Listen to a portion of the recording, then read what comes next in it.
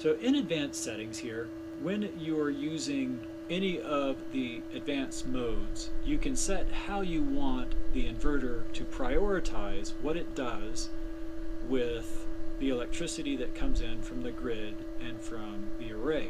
Right now I have grid charge enabled. What that means is the solar array will charge the batteries. If the demand for the load exceeds the array and the batteries still need to be charged, then it'll allow the grid to charge the batteries. If I deselect this and select PV charge only, the only thing that can charge the batteries is the solar array. So if during the day, let's say overnight, I've depleted my batteries to 50% and it's a cloudy day the next day and they may only charge back up to 70%, well, when we get into the next night, the batteries will only be at 70%.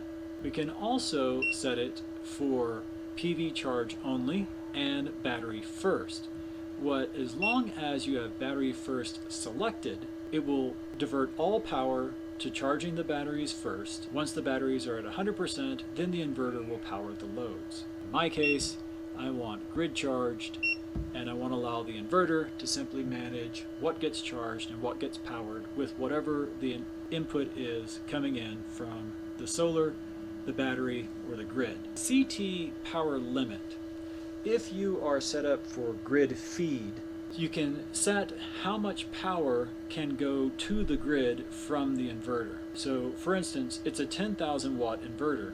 Let's say you only want to feed 5,000 watts to the grid and have 5,000 watts available for load.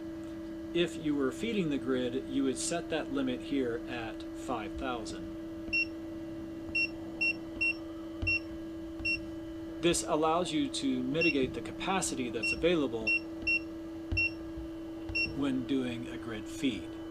In my case, I don't want to feed anything to the grid, so we're going to make that 0. Save. Next.